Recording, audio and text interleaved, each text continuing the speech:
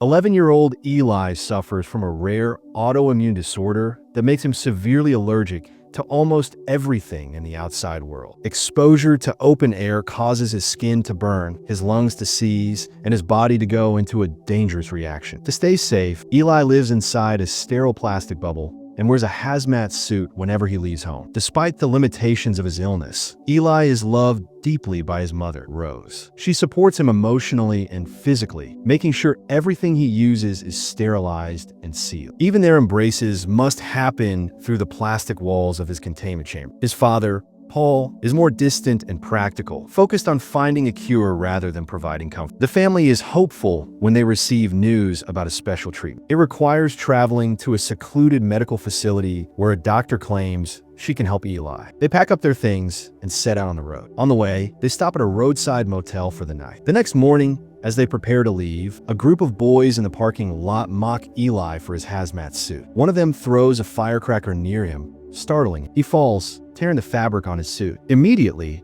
Eli begins reacting. His skin turns red and he struggles to breathe. Paul quickly seals the tear with tape, while Rose coaches Eli through breathing exercises. Eventually, the reaction subsides. As they drive away, Paul runs over the boys' table and chairs in anger. The family eventually arrives at the treatment center, a large, old mansion in a remote area. The house has been modernized with a full sterile seal and reinforced steel doors. Before entering, Eli must go through a full-body decontamination process. Only after he's cleared can his parents join him inside. They are greeted by Dr. Isabella Horn, the physician in charge of the facility. She has been treating children with similar conditions for years and claims to have a strong success rate. When Eli asks if she has saved any of the kids, she avoids the question and simply promises she'll help him. Inside the house, Eli is told that it is fully sealed and sterile. For the first time in years, he is allowed to remove his hazmat suit. He hesitates at first, unsure if it's truly safe. But when nothing happens after taking off the suit, he realizes he's finally free to move and breathe without restrictions. He embraces his parents for the first time in years. Later, Eli showers, something he hasn't done outside of wet wipes. He cries during the experience, overwhelmed with emotion. That night, while trying to sleep in his new room, Eli hears strange noises coming from the walls. The sound echoes through the house, and he sees fog gather on the window, followed by a mysterious handprint appearing on the glass. Frightened, Eli rushes to sleep with his parents. The next morning, he tells Dr. Horn what he saw. She attributes it to side effects from the medication. She explains that his treatment may cause vivid hallucinations and dreams as a temporary response. Later, Eli is taken to an operating room to begin the first phase of his treatment. He's strapped down to a table. The staff photograph his face, weigh him, and prepare the instruments. A special device is placed over his head to keep it still. Dr. Horn makes an incision and injects him with a strange substance, explaining the science behind the process. As it continues, Eli sees something disturbing in the reflection of a nearby chair, a ghostly figure watching him. He panics,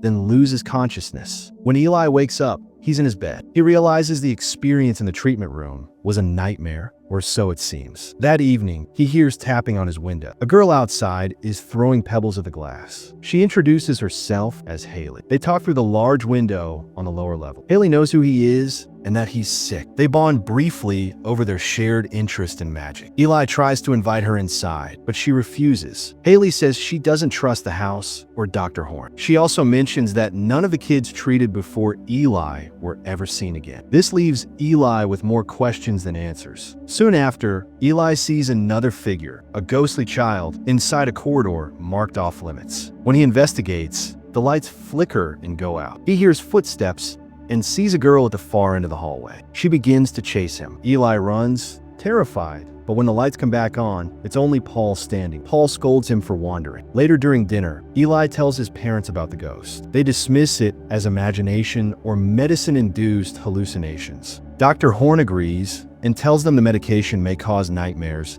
but insists it's all part of the healing process. That night, Eli sits in bed reading a book on magic tricks, try to figure out how Haley created a flame in her palm. Again, he hears strange noises. He checks behind his curtains and sees nothing. He breathes on the window and writes his name in the fog, but then the letters rearrange themselves. The E moves to the end, forming the word lie. Startled, Eli stumbles backward and bumps into his wardrobe mirror. In the reflection, he sees a ghostly girl approaching. As she nears the glass, Eli tries to escape. A hand grabs his ankles, but it turns out to be his parents trying to calm him down. Dr. Horn arrives and gives Eli a sedative to help him sleep. She tells Rose that the treatment will get worse before it gets better, and she should expect more intense episodes. Rose is clearly shaken, but still trusting. The next morning, Eli is taken back to the operating room for phase 2 of the treatment. This time, the restraints are even more intense. The injection causes his skin to react violently. He cries out in pain as the staff drills a hole into his skull. The pain becomes too much,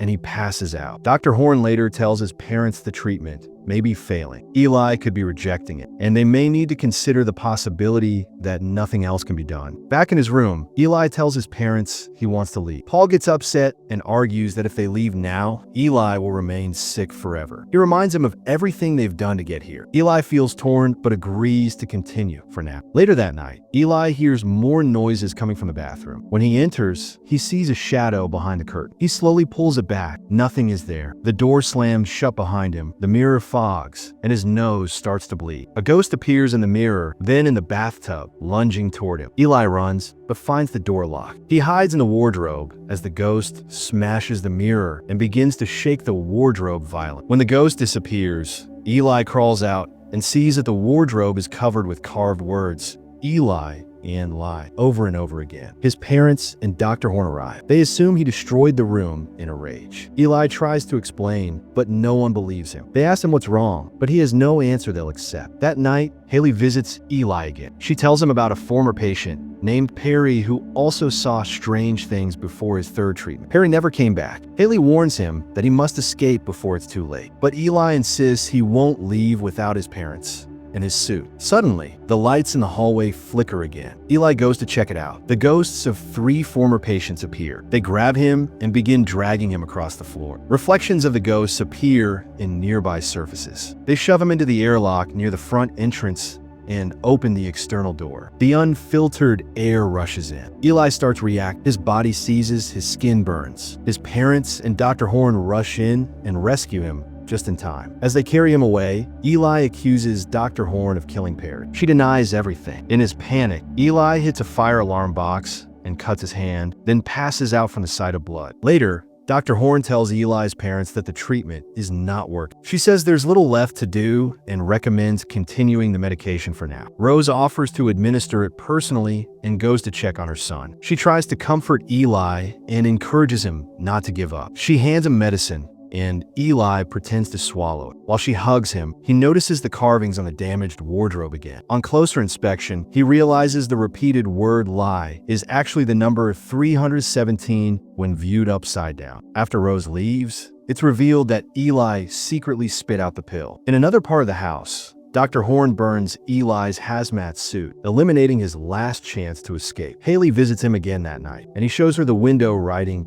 demonstrating how Eli becomes 317. Haley suggests it could be a code. She also confesses that she isn't sure if she's alive or dead. Eli tells her she doesn't feel like a ghost. Later, after confirming Dr. Horn is asleep, Eli sneaks out of his room. He uses 317 as the keypad code to access the locked corridor marked off limits. Inside, he finds Dr. Horn's office and begins searching through her files. He reads through the records of Perry and the other patients. All of them followed the same pattern. The first phase of treatment showed promise. The second phase worsened their symptoms, and the third phase killed them. Meanwhile, Paul and Rose argue. Paul reveals that Dr. Horn told him Eli will not survive. Rose insists they leave and begins packing the car. But Horn intercepts her outside and calmly persuades her to stay, saying there may still be a chance for a cure. Back in the office, Eli is caught by a nurse and flees. He searches for his parents, but only finds Paul. Paul listens calmly as Eli explains everything. Eli hugs his father, thinking he has found support, but it's a trap. Paul injects Eli with a sedative. When Eli doesn't go down,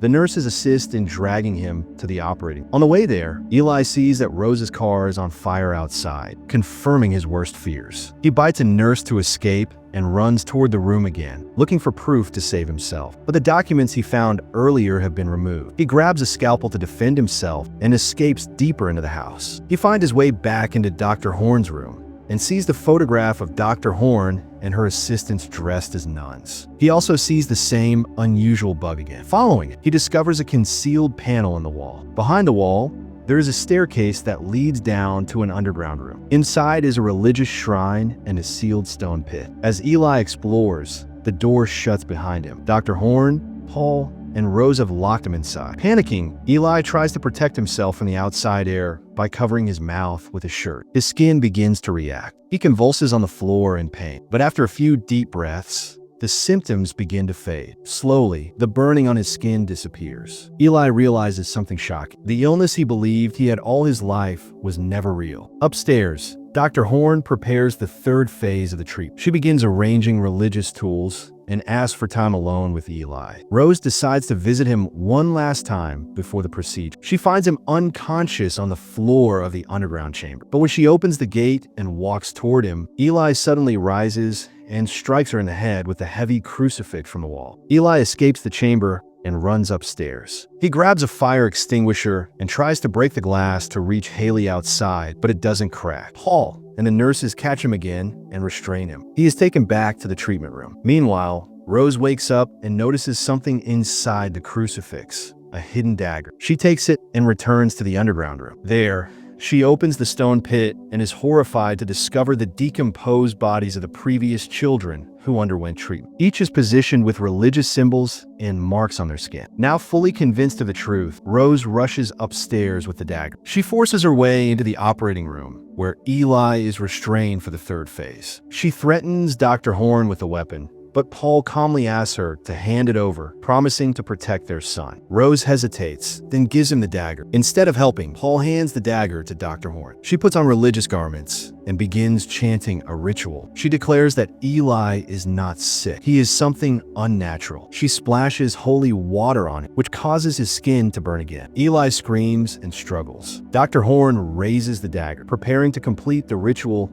and kill him. Suddenly, Eli's rage triggers something deep inside him. His eyes glow and the dagger freezes mid-air. As Dr. Horn raises the sacred dagger, ready to end Eli's life, his powers awaken fully. Eli freezes the dagger in mid-air using only his mind. Then, with a sudden jolt of force, he turns the blade and drives it into Dr. Horn's own chest. The holy water used against him evaporates from his skin. His restraints ignite and fall away as fire erupts around the treatment bed. Eli floats to his feet. His skin glows red and his eyes burn with intensity. This is not a medical reaction, it's a transformation. Eli stands at the center of the room as Horn's two assistants, the nurses, charge at him. He raises his arms and uses his powers to lift them off the ground. They spin rapidly in the air, suspended upside down. Then, in a final flash of heat and light, they burst into flames. Their bodies drop to the floor, lifeless, engulfed in fire. Paul sneaks up behind Eli with the dagger in hand, hoping to finish what Dr. Horn started. But Eli senses him instantly. He turns around and immobilizes Paul, freezing him in place. Then, with a single thought, he crushes Paul's skull. Paul's body falls backward dead. The ritual is over, but the house is now on fire. Eli turns to his mother, demanding to know the truth. Rose finally tells him everything. She had tried for years to have a child, praying to God for help. When nothing worked, she turned to Satan. The devil promised her a son, but not a normal one. Eli is the result of that promise. He is not sick. His body's reactions were not symptoms of a disease, but signs of his emerging powers. Rose admits she created the lie of the illness to protect him from the world and from people like Dr. Horn who wanted to destroy him. Dr. Horn and her staff had been using religious rituals disguised as medicine. The so-called treatments were actually attempts to purify and kill children like Eli, children born from Satan. Eli, now fully aware of what he is, makes a choice. Despite everything, he chooses to let Rose live. He believes in her love and trusts her. The mansion continues to burn around them. Eli walks calmly through the smoke and flames. Every surface he touches ignites with fire, as if his presence alone sets the house ablaze. He and Rose exit through the main entrance, walking into the open air. Outside, they are greeted by Haley. She is waiting near the driveway. Eli walks up to her, unharmed by the outdoors for the first time in years. Haley tells him she is like him. She too is a child of Satan. She says she has been watching him, but could not interfere. He had to find his own power. Haley offers to take him to their real father. She asks if he trusts Rose. Eli turns and looks at his mother, then nods. He does. Rose gets into the car and starts the engine. Eli and Haley climb into the back seat. Without another word, Rose drives them away from the burning house. As the fire consumes the building behind them, the three head off into the distance, toward an uncertain future and toward the one who created them. And that's the end of the story.